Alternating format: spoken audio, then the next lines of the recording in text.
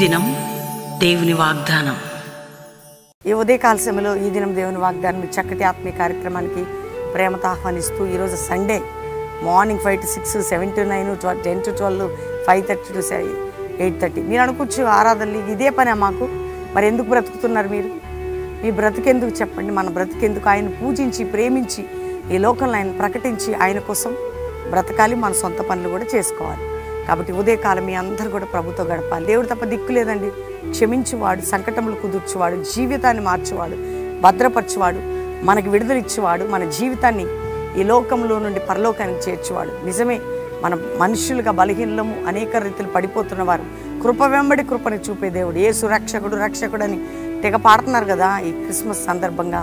క్రీస్తు రక్షకుడు ప్రతి హృదయంలో పుట్టాలి.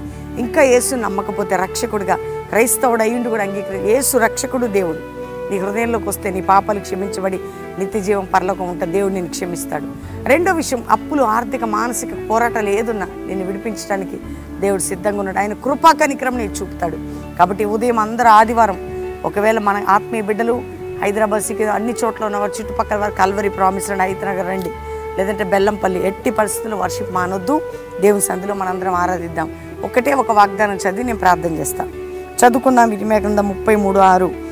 నేను దానికి ఆరోగ్యమును స్వస్థతను మరలా రప్పించున్నాను, వారిని స్వస్థపరుచున్నాను, వారికి సత్య సమాధానం సమృద్ధిగా బయలుపరిచెదను. దేవుడు మనం ఉన్న చోట్ల వదలడు. మరలా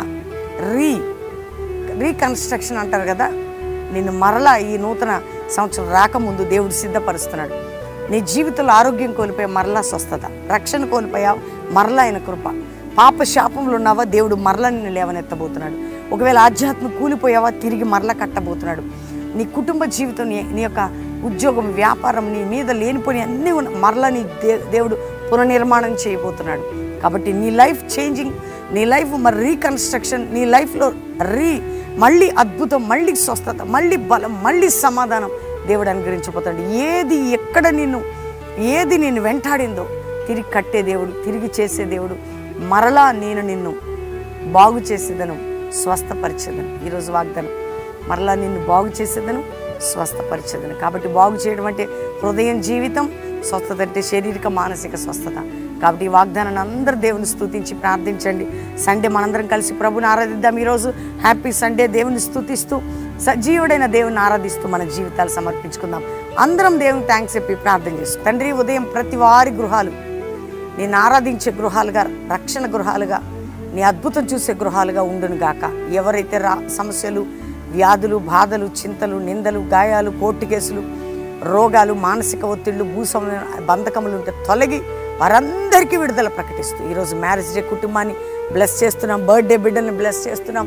వారి మీద, వారి కుటుంబాల మీద, వారి బిడ్డల మీద, ఒకవేళ దాంపత్య జీవితంలో ఈ సంవత్సరం బ్లెస్సింగ్ ఉండాలి.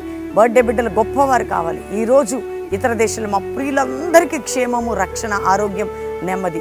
అయ్యా, ఎవరైనా బాగా సిక్నెస్ ఉంటే ఇప్పుడే యేసు పొందిన గాయముల చేత నేను స్వస్థతను పొందిన అద్భుతం చేయాలి. ప్రతి సమస్యలకి పరిష్కారం, ప్రతి పోరాటానికి పరిష్కారం, ప్రతి కుటుంబాలకి పరిష్కారం ఇచ్చి, అప్పులు, ఆర్థిక సమస్యలు తీర్చి, జాబ్ లేని వారికి జాబ్స్, వివాహం కనిపెట్టి చక్కటి సంబంధాలు, వివాహాలు, ఎక్కడ కూరుకుపోయారట్టి వారందరికీ విడుదలనిచ్చి తోడై ఉండమని కల్వరి మినిస్ట్రీకి విరోధమైన ఆయుధాన్ని గద్దిస్తూ నీ సమాధాన సన్నిధి మా గృహంలో ఉంచండి, మా సేవలో ఉంచండి.